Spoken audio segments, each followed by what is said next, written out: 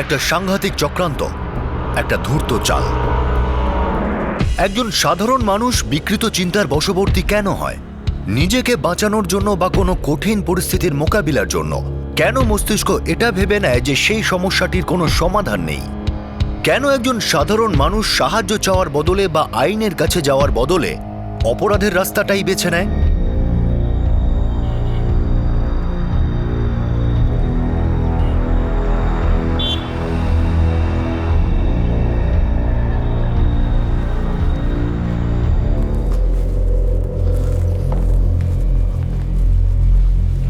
High dad. ও hi. আরে বাবা সুনীল, কোথায় যাচ্ছিস? একজনের এঙ্গেজমেন্টে যাব আর কি। আরে বাবা, কার আশীর্বাদে যাবি? বন্ধুর বোনের। তোমরা শুয়ে পড়ো, আমার আসতে দেরি হবে। উপরের ঘরে চাবি আছে আমার কাছে। ঠিক আছে, see you mom dad. Okay bye সোনা। Bye mom, bye dad. শোনো না, আবার সেই কথা? কি করব? মন তো শুধু একটা কথাই চিন্তা করছে। কতদিন তো হয়ে গেল ইঞ্জিনিয়ারিং পাশ করেছে, আর ভালো নম্বরও ছিল, কিন্তু এখন অবধি কোনো চাকরি তো পায়নি না। আরে ও তো চেষ্টা করছে।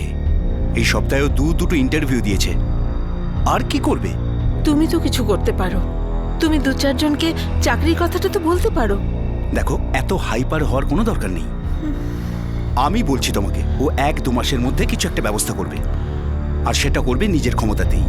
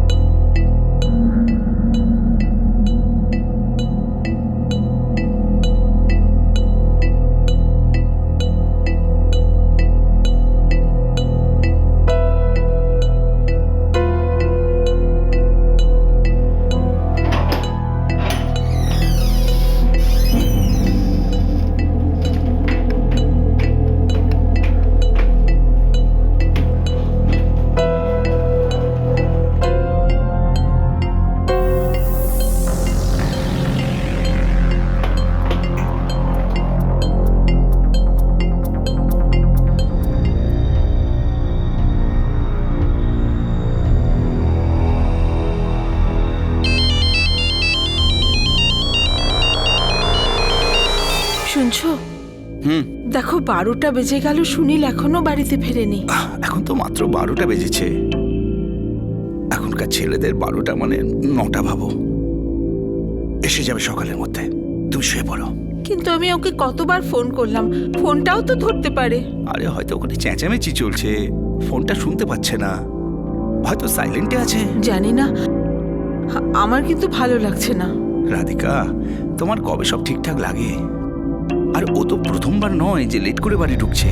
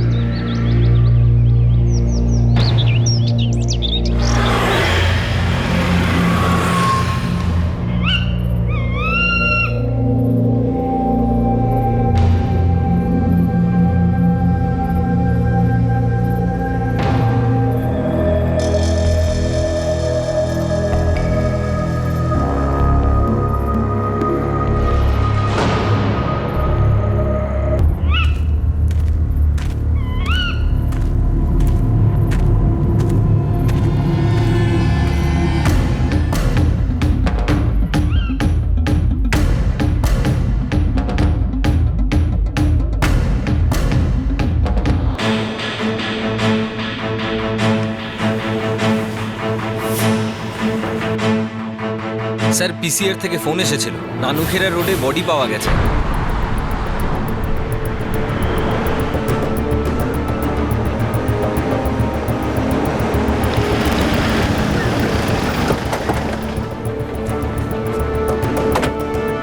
চল।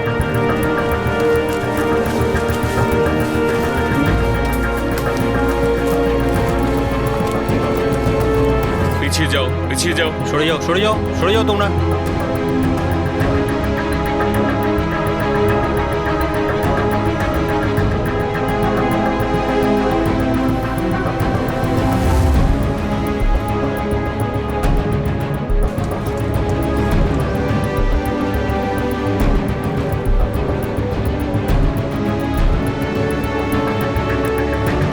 স্যার,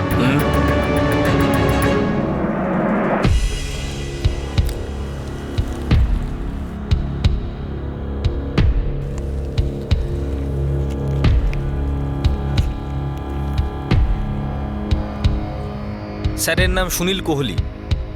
স্যার মনে হয় এটাই ইনজেক্ট করা হয়েছে। স্যার, সেলফোনে 15টা মিসড কলে মা লেখা আছে। এই ছেলেটার মা হতে পারে। ওই নাম্বারই কল ব্যাক করো। যদি সত্যি ওর মা হয় তাহলে সাবধানে খারাপ খবরটা দিয়ে দিও। বলে দিও বডি পোস্টমর্টমের পরে পাওয়া যাবে। আচ্ছা স্যার। একদম ইয়ং ছেলে, লেখাপড়া জানা। জানি না কি হয়েছে এর সঙ্গে।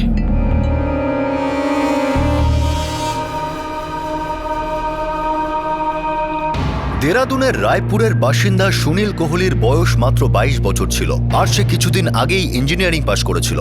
8 জুলাই বিকেলে সে এক বন্ধুর বোনের আশীর্বাদের অনুষ্ঠানে যাওয়ার জন্য বেরিয়েছিল, আর 9 জুলাই সকালে তার লাশ পাওয়া যায় নানুর খেড়াতে। শুনছ? তোমার টিফিন। থ্যাঙ্কস। কিছু তো হয়েছে। সকাল থেকে 5 বার ফোন করেছি, কিন্তু সুনীলের কোনো উত্তর নেই। সে কি?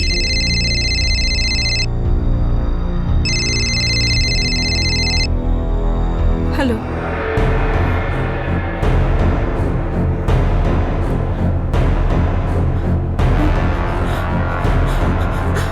রাধিকা? হ্যালো, কে বলছেন?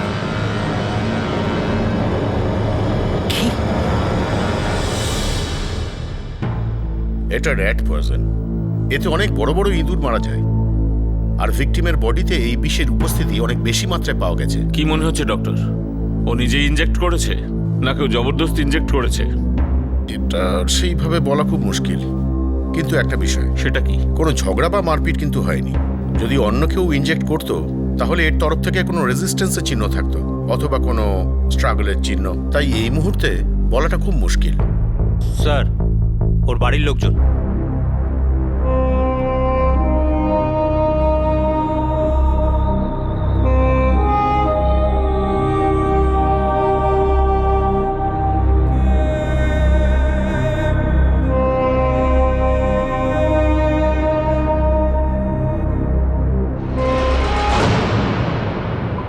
ও নিজের কোনো বন্ধুর বোনের আশীর্বাদে গিয়েছিল ইন্সপেক্টর। বন্ধুর নাম? আমাকে বলেনি। অনুষ্ঠান কোথায় হচ্ছিল? সেটাও আমাদের বলেনি ও। আপনার ছেলে সুনীল কি করতো? ও সবেমাত্র ইঞ্জিনিয়ারিং শেষ করেছে, ফার্স্ট ক্লাস নিয়ে পাশ করেছে। চাকরির জন্য চেষ্টা করছিল। ইঞ্জিনিয়ারিং কোত্থেকে করেছে? সাহারানপুর থেকে। আসলে আমরা ওখানকারই বাসিন্দা। আপনি এখানের রায়পুরের ওর বন্ধুদের চেনেন যাদের সঙ্গে আমরা কথা বলতে পারি? হ্যাঁ, আমি কয়েকজনকে চিনি যারা সুনীলের বন্ধু।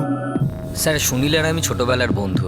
কেজি থেকে একসাথে রায়পুরে পড়তাম, তারপর ইঞ্জিনিয়ারিংয়ের জন্য সাহারানপুরে চলে যায়। গৌরব, কাল কোন বন্ধুর বোনের এনগেজমেন্ট ছিল? বন্ধুর বোনের এঙ্গেজমেন্ট? না স্যার, এরকম কোনো তো অনুষ্ঠান ছিল না।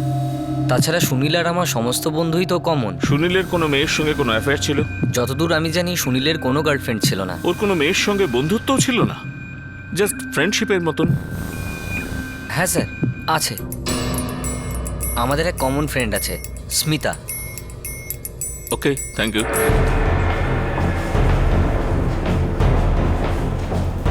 স্যার, স্যার আমি কোহলি পরিবারের সব আত্মীয় আর বন্ধু বান্ধবদের সাথে কথা বলেছি। সুনীলের বন্ধু বান্ধবদের সাথেও কথা বলেছি। সবাই বলছে কেউ এই অনুষ্ঠানের ব্যাপারে কিছু জানে না। আর স্যার এই হলো সুনীলের cellphone record. Sir, last location Nanukhera. ফোনের লোকেশন অনুযায়ী বাড়ি থেকে বেরোনোর পর সহস্রধারা রোড ক্রস করার পর লাস্ট এই লোকেশনে পৌঁছয়। তার মানে হলো সুনীল কোনো বন্ধুর বাড়িতে অনুষ্ঠানে গিয়েছিল, সেটা মিথ্যে। আমারও তো তাই মনে হচ্ছে স্যার। ওর এক বন্ধু আছে স্মিতা, ওর সঙ্গে কথা বলবো।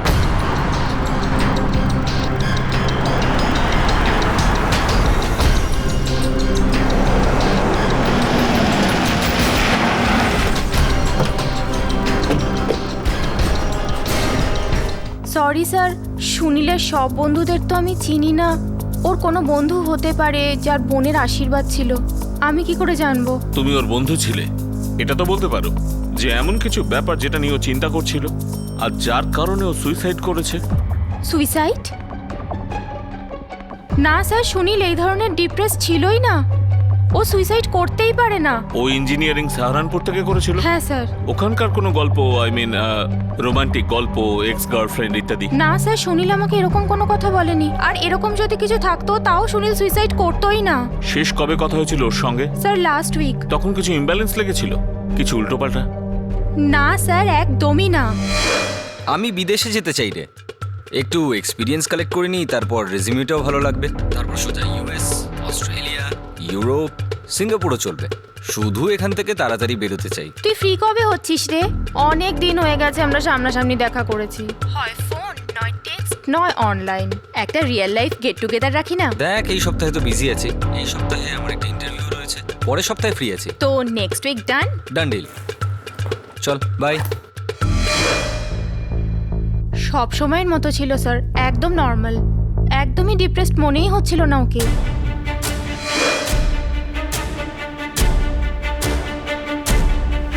Sir, drugs? কি? সুনীল কোহলি ড্রাগস নিত?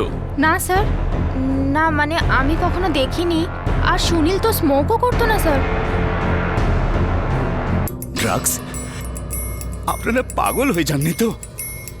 সুনীল তো চা পর্যন্ত খেত না। মিস্টার কোহলি, 8ই জুলাই যখন আপনার ছেলে বেরোয় তখন এটা বলে বেরোয় যে সে কোনো বন্ধুর বোনের এনগেজমেন্টে যাচ্ছে। আমরা তদন্ত করে দেখেছি, আমাদের পুরো বিশ্বাস যে আপনার ছেলে সুনীল আপনাদের মিথ্যে বলেছিল। ওর কোনো বন্ধুর বোনের এনগেজমেন্ট ছিল না।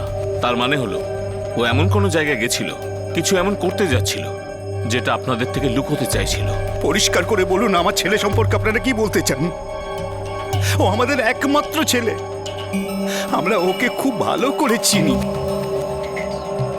ও আমাদেরও খুব ভালোবাসতো। ও কোনোদিন খারাপ কাজ করতেই পারে না। আপনারা ভুল ভাবছেন ওর ব্যাপারে। আমার তো মনে হয় না সুনীল ড্রাগ অ্যাডিক্ট ছিল। আর যদি হতো তাহলে শরীরে আরো সিরিঞ্জের দাগ থাকতো, স্কিন আর নখে তার ট্রেসেস পাওয়া যেত। কিন্তু এখানে সেরকম কিছুই নেই, কোনো রকম চিহ্নই নেই। এই ইঁদুর মারার বিষকে নেশার জিনিস বলে ভুল করার কারণ খুবই কম। এটা প্রায়শই ক্ষেত খামারে ইউজ করা হয়। এটাই আসলে কিলার। তাহলে সুইসাইড? না, তাও না। মানে? এই দেখুন, এই ইঞ্জেকশনটা অত্যন্ত প্রফেশনালি দেওয়া হয়েছে, যেমন কোনো নার্স বা ডাক্তার দিয়ে থাকেন। Clean job.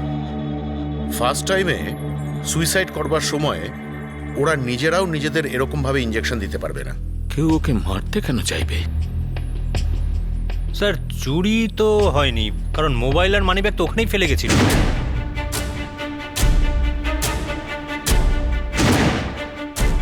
তাহলে কে, কেন?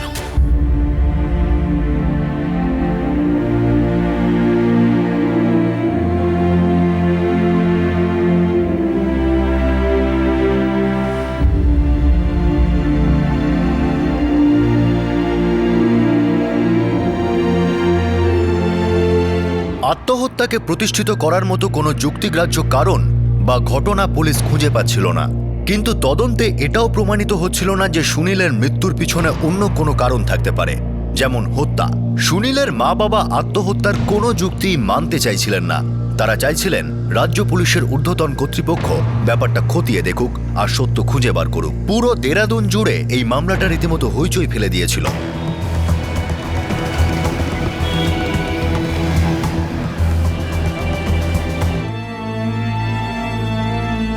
ডিআইজি স্যার, আমি একজন প্রফেসর। আমি আমার জীবনে অনেক ছাত্রদের পড়িয়েছি, তাদের নিজের হাতে গড়েছি। আমি আমার ছেলেকে খুব ভালো করে জানি স্যার। ও সুইসাইড করতে পারে না, ইম্পসিবল স্যার। ডিআইজি স্যার, আমার ছেলে কখনো সুইসাইড করতে পারে না। ও আমার একমাত্র ছেলে ছিল, আর আমাকে কখনো মিথ্যে কথা বলেনি। আমার তো সবকিছু ওই ছিল। সেদিন সন্ধেবেলা যখন বাড়ি থেকে বেরোলো, ও দারুণ মুডে ছিল স্যার, অন্য দিনের মতোই স্বাভাবিক। তোমরা শুয়ে পড়ো, আমার আসতে দেরি হবে। See you mom dad. Okay bye সোনা। Bye mom, bye dad. তাহলে আপনাকে মিথ্যা কেন বললো প্রফেসর কোহলি? কেন বললো যে বন্ধুর বোনের আশীর্বাদে যাচ্ছে, যখন ওর এরকম কোনো বন্ধুই ছিল না? সেটা আমিও জানি না, আমি সত্যিই কিচ্ছু জানি না। কিন্তু স্যার, তার মানে তো এই নয় যে ওখানে আত্মহত্যা করতে গিয়েছিল।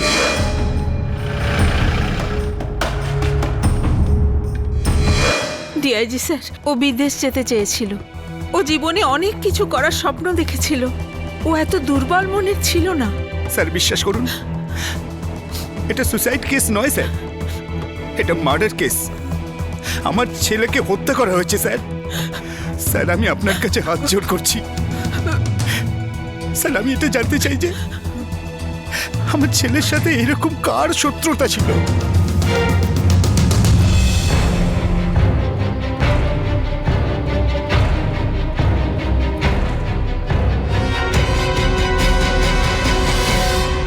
এই দেখ আমার ব্যাগটা কত সুন্দর। না, আমার ব্যাগটা খুব সুন্দর। অনুষ্কা, ঋষি, টিফিন ইজ রেডি।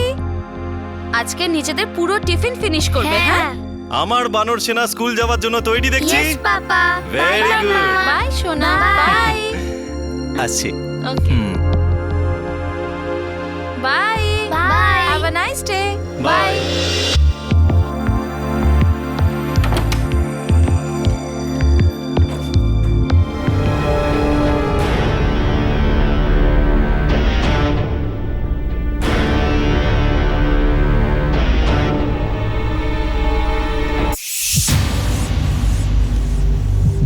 স্যার, এই হলো সেল ফোন রেকর্ড আর পোস্টমর্টেম রিপোর্ট।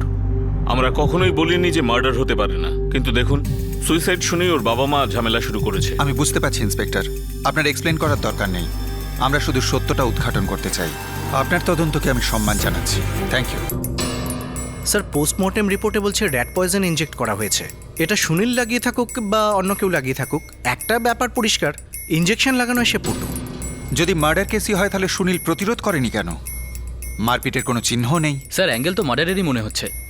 কোনো মারপিট, ঝামেলা, কোনো পুরনো শত্রুতা। কিন্তু ওর বাবা মার বক্তব্য অনুযায়ী ছেলেটা খুব ভালো ছিল, ঝগড়াঝাঁটি করতো না, অ্যাফেয়ার ছিল না, কিছুই না। কিছুই না এটা তো হতে পারে না স্যার। 22 বছরের হ্যান্ডসাম ইঞ্জিনিয়ার, তাও আজকের যুগে। ও যেমনই হোক স্যার, খুব চুপচাপ থাকতো। ও নিশ্চয়ই মা বাবাকে কিছু বলেনি। স্যার, আমরা সকলেই এই সময়টা পার করে এসেছি যখন মা বাবাকে সব কিছু বলতাম না। গোবিন্দ, তুমি একটা কাজ করো, সুনীলের গত 4 মাসের ফোন রেকর্ড চেক করো। আর সৈকত, তুমি ওর প্রতিবেশীদের জিজ্ঞাসা করো। কোনো ক্লু নিশ্চয়ই পাবো যেটা আমাদের এগিয়ে যেতে সাহায্য করবে। প্রতিবেশীরা নিশ্চয়ই ওর সম্পর্কে ভালোই জানে।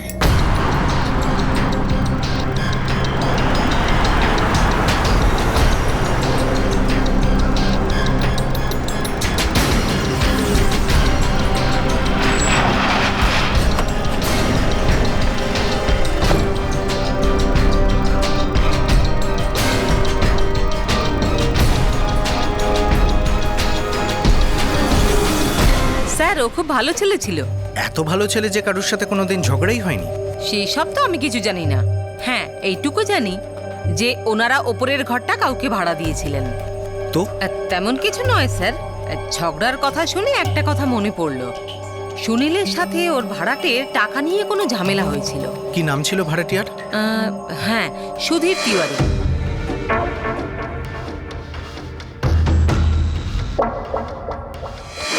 কি করতেন ওই ভদ্রলোক? উনি ডাক্তার, ডাক্তার সুধীর তিওয়ারি। হ্যাঁ, সুধীর তিওয়ারি আর ওনার ফ্যামিলি আমাদের ভাড়াটে ছিলেন। সে তো 1 বছর আগের কথা। ওনার সাথে কোনো ঝামেলা হয়েছিল? না না না না, কোনো ঝগড়া টগড়া হয়নি। সুনীলের ভাড়া চাওয়ার ক্ষেত্রে ওনার আপত্তি ছিল। তোর সাহস কি করে হয় আমার ঘরে ঢোকার? হ্যাঁ, হ্যালো, বাড়িটা আমাদের, তুমি শুধু ভাড়াটে, ঠিক আছে? আমার যেখানে ইচ্ছা, যখন ইচ্ছা আমি চলে যাব। ও শ্যাট আপ! 1 মাসেরও ভাড়া বাকি নেই। এই বাড়ির পুরো ভাড়া দিই। তাতে কি মাথা কিনে নিয়েছো? এই শোন, কি হলো? মিসেস কোহলি, আপনার ছেলেকে বলে দিন আজকের পর যেন আমার ঘরে না ঢোকে। তাহলে ডাক্তার, তুইও শোন, 1 মাসের মধ্যে নিজেদের জিনিসপত্র গুটিয়ে এখান থেকে বেরো, আর এই এলাকায় যেন দেখতে না পাই। হ্যাঁ, চল চল চল, তুই ভেতরে আয়। এইভাবে কথা বলে নাকি? হ্যাঁ, চল ভেতরে চল। বাবা, সহ্যের একটা সীমা আছে। আমি ভদ্রভাবেই কথা বলছিলাম, ওই হঠাৎ পাগলের মতো চেঁচাতে শুরু করলো। দেখ, তোর বলার ধরন, তোর টোনটা অন্যরকম ছিল। তুই এটা নিয়ে টেনশন করিস না। আমি কাল গিয়ে ওনার সাথে কথা বলে নেব। উনি মানুষটা খারাপ নন। মানে আমি খারাপ? সেই ঘটনার পরে ডাক্তারবাবু তার ফ্যামিলিকে নিয়ে এখান থেকে চলে যান। ওনার একটু অহংকার ছিল। আসলে আমার ছেলে ওনার কাছে ভাড়া চাক, এটা ওনার আপত্তি ছিল, কিন্তু ডাক্তার হিসেবে মানুষটা ভালোই ছিল।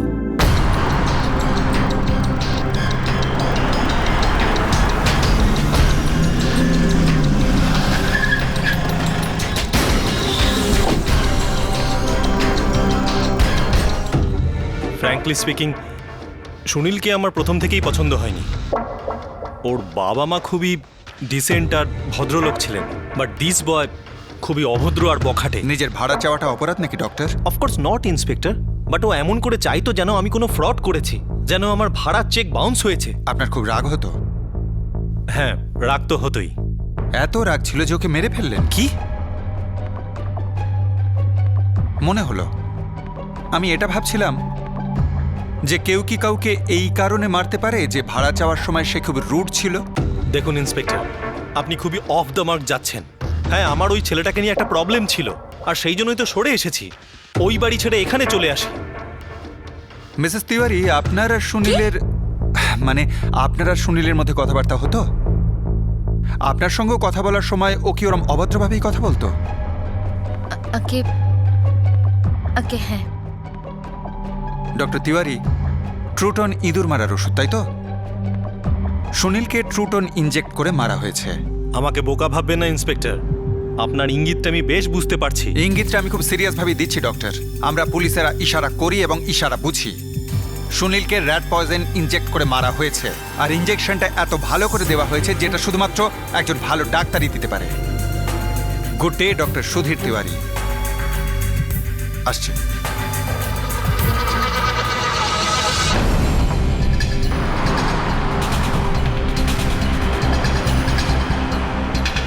স্যার, এই ডাক্তার আর সুনীলের আগে থেকেই ঝামেলা ছিল, তাও ওর সাথে দেখা করলো কেন? আর যেভাবে ইঞ্জেকশন দেওয়া হয়েছে তাতে বোঝাই যাচ্ছে কোনো বাধা দেওয়া হয়নি অথবা কোনো ঝামেলা হয়নি। তাহলে সুনীল ওকে ইঞ্জেকশন দেওয়ার পারমিশন দেবে কেন? একটা ইম্পর্টেন্ট পয়েন্ট। এমনিতে ডক্টর দুবে যেটা বলেছেন সেটাও ঠিক। যদি খুনি সুনীলের জানাশোনা হতো তাহলে ওর সেলফোন আর আইডেন্টিফিকেশন কেন ফেলে গেল? স্যার, গত 6 মাসে সুনীলের সব ফোন রেকর্ড চেক করেছি। এই হলো দুটো নাম্বার, 444555668, আর দ্বিতীয়টা হলো 444557766। স্যার, এই দুটো নাম্বারই সবসময় সুইচ অফ বলছে। আর বাকি তিনটে নম্বর? স্যার, এগুলোর মধ্যে একটা নাম্বার হলো 4455666878।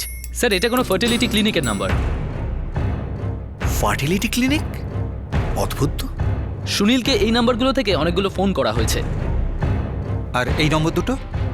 স্যার, এই দুটো নাম্বার হলো ফাংশনাল, কিন্তু কেউ ফোন তুলছে না। এই ফার্টিলিটি ক্লিনিকটা কোথায়? রায়না ফার্টিলিটি ক্লিনিক স্যার, এটা ক্লক টাওয়ারের পাশেই।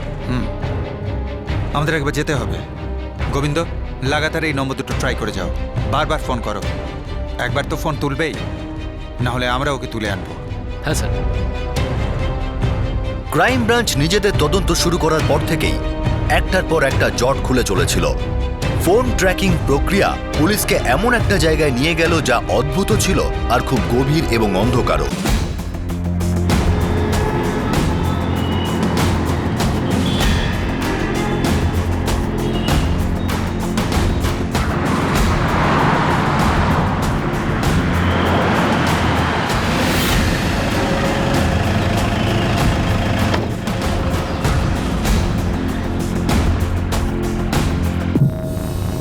Sunil Kohli? 1 minute sir.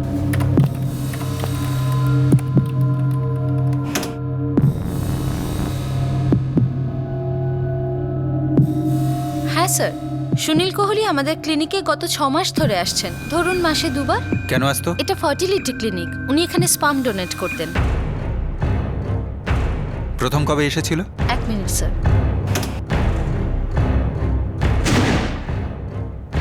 December 21, 2011 উনি ডক্টর উমাং খুরানার রেফারেন্সে এখানে এসেছিলেন। এই ক্লিনিকের সঙ্গে ডক্টর উমাং খুরানার কিসের যোগাযোগ? স্যার, ওনার কোনো যোগাযোগ নেই। এই ক্লিনিকের ওনার ডক্টর অজয় রায়না। এই ডক্টর খুরানার কোনো ফোন নাম্বার, অ্যাড্রেস? না স্যার, ওনার কোনো অ্যাড্রেস এখানে মেনশন করা নেই। তার মানে এই সুনীল কোহলি এখানে এলো, রেফারেন্স হিসেবে ডক্টর খুরানার নাম বলল, আর তোমাদের ক্লিনিকের স্পাম ডোনার হয়ে গেল। হ্যাঁ স্যার। না না, আমি এইসব ব্যাপারে কিচ্ছু জানি না। এই ডক্টর উমাং খুরানা আপনাদের পরিচিত? Welcome to Bitten world. How may assist you? নতুন ফ্ল্যাটের জন্য একটা স্ট্যান্ড ফ্যান আর কুলার নেব। এই পচা গরম থেকে একটু স্বস্তি চাই। বাজার চলতে সব ব্র্যান্ড আর ভরসাযোগ্য নয়। তার জন্য তো আমাদের ফ্যান আছে, all purpose bullet table fan, ceiling fan. আমাদের সিলিং ফ্যান কিন্তু 30 মাসের ওয়ারেন্টি সহ পাওয়া যায়। আছে ফারাটা 2 বছরের ওয়ারেন্টি, 17 থেকে 20 মিটার এয়ার ফ্লো, মধ্যবিত্তের সাধ্যের মধ্যে একমাত্র ভরসাযোগ্য ব্র্যান্ড বিটেন। আমাদের কুলারের কিন্তু অনেক range, 45 litres, 50 litres, 70 litres, 90 litres, 110 litres. Honeycomb সহযোগে বিটেনের সব কুলারের ওয়ারেন্টি 1 বছর। চেনা হাওয়ায় অচেনা অনুভূতির জন্য একমাত্র আদর্শ বিটেন। গরমে স্বস্তি পেতে বিটেনের ফ্যান হোক বা কুলার, আজই আনুন বাড়িতে। Beaten, digitally yours.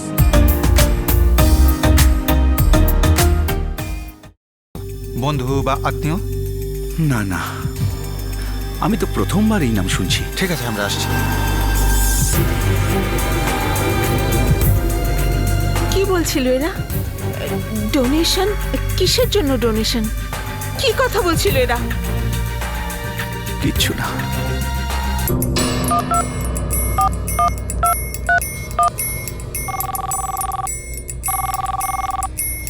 হ্যালো। হ্যাঁ বল। আচ্ছা, আপনি কে বলছেন? ফোন তুই করেছিস, তুই বল তুই কে? আমি কনস্টেবল গোবিন্দ বলছি, ক্রাইম ব্রাঞ্চ অফিস থেকে, দেরাদুন ক্রাইম ব্রাঞ্চ অফিস থেকে। আপনার নাম বলবেন? হ্যাঁ হ্যাঁ স্যার। স্যার, আমার নাম অর্পিতা। কি হয়েছে? আপনি সুনীল কোহলিকে চেনেন? কে সুনীল কোহলি? যার সঙ্গে আপনার ফোনে কথা হয়েছিল 17ই মে বিকেল 4টের সময়। স্যার, আমার কিছু মনে পড়ছে না। কোনো ব্যাপার নয়, আসলে ক্রাইম ব্রাঞ্চে আমরা সবাইকে সবকিছু ঠিকঠাক মনে করিয়ে দিই। তো আপনি কি এখানে আসবেন না আমরা যাব? আগে আগে আগে আমি আসছি।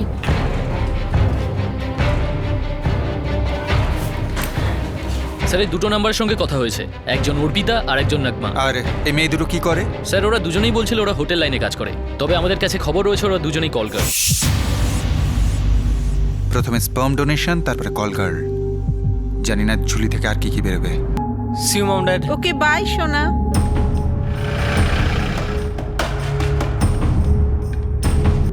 স্যার, দুটো মেয়েই 15 মিনিটের মধ্যে এখানে পৌঁছে যাবে। গুড। আচ্ছা, ওই নম্বর দুটোর কি হলো যেগুলো সুইচ অফ বলছিল?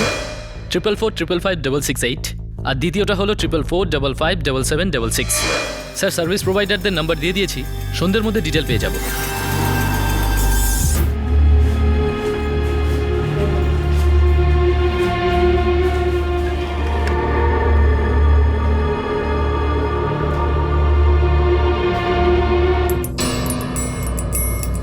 নাগমা, অর্পিতা, তোমরা দুজনে হোটেল লাইনে এক্স্যাক্টলি কি কাজ করো তো আমি জানি। কাজে উল্টোপাল্টা কথা বন্ধ করে সোজাসুজি বলো, সুনীলের সঙ্গে তোমাদের কি সম্পর্ক ছিল? স্যার, কাস্টমার ছিল। রেগুলার?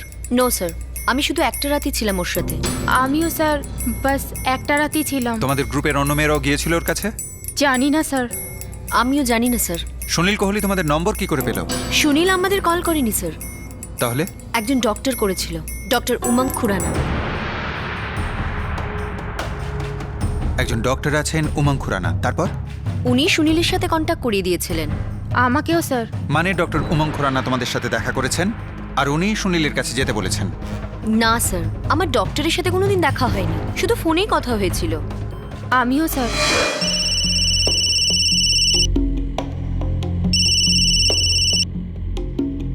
হ্যালো অর্পিতা, কে বলছে? তোমাকে একটা ক্লায়েন্টের কাছে যেতে হবে, ওর নাম আর নম্বরটা লিখে নাও। আরে দাঁড়া, কে তুই আর কিসের ক্লায়েন্ট?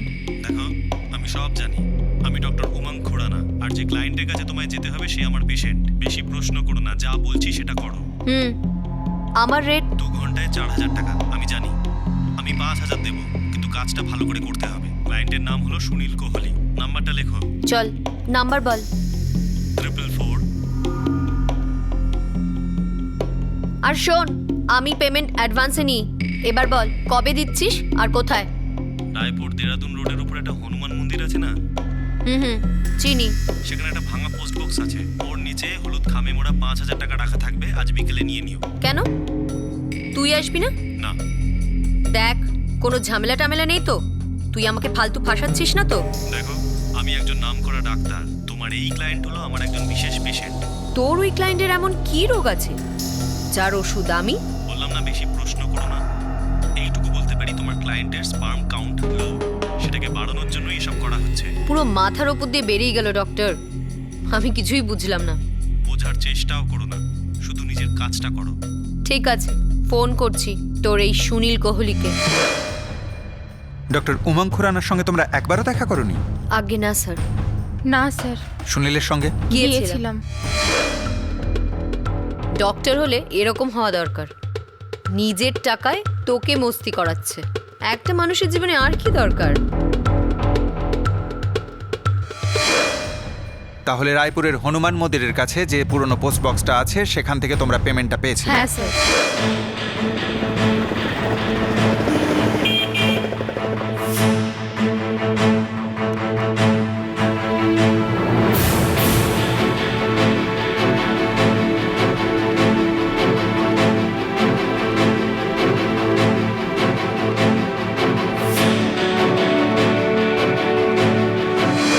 পুরো 5,000 ছিল স্যার, ইয়েলো এনভেলপে পোস্ট বক্সের নিচে।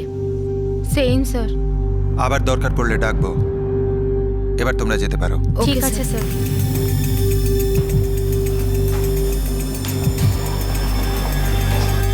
স্যার বাকি যে দুটো নাম্বার ছিল সেগুলো এখনো সুইচ অফ বলছে। 444555668 আর দ্বিতীয়টা হলো 444557766। স্যার দুটো নাম্বারই ডক্টর উমং খুরানার নামে রয়েছে।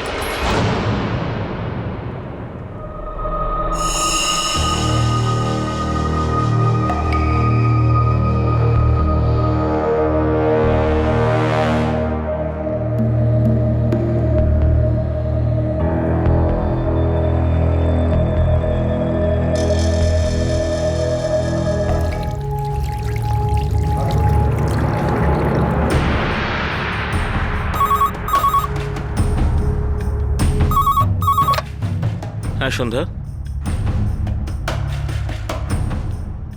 ঠিক আছে, ওনাদের পাঠিয়ে দাও। হ্যাঁ বলুন। কে এই ডক্টর উমং খুরানা? তদন্তের শুরুতে মনে হয়েছিল যে এটা একটা আত্মহত্যার ঘটনা, কিন্তু ধীরে ধীরে ঘটনা পরম্পরায় তা খুনের সম্ভাবনায় পরিণত হয়। আর এই সব কিছুতে যুক্ত হলো একটা ফার্টিলিটি ক্লিনিক, দুজন কল গার্ল আর এক রহস্যময় ডাক্তার উমং খুরানা। পুলিশ যার নাগালই পাচ্ছিল না। প্রশ্ন হলো যে সুনীলের সঙ্গে এই ডাক্তার উমং খুরানার কি সম্পর্ক ছিল? ডক্টর উমং খুরানাই একমাত্র লিঙ্ক ছিল এটা জানার জন্য যে সুনীল কোহলির হত্যা আসলে কে করেছিল, আর এই লোকটাকে এখনো পুলিশ ধরতে পারেনি। কাল আমরা আপনাদের দেখাবো এই ঘটনার দ্বিতীয় তথা শেষ ভাগ। দেখুন কিভাবে পুলিশ উন্মোচিত করলো ডক্টর উমং খুরানার রহস্য, কিভাবেই বা কিনারা হলো সুনীল কোহলি হত্যা রহস্যের, যা দেরাদুন ভ্যালি উত্তরাখণ্ডে একটা সাড়া জাগানো ঘটনা বলে ধরা।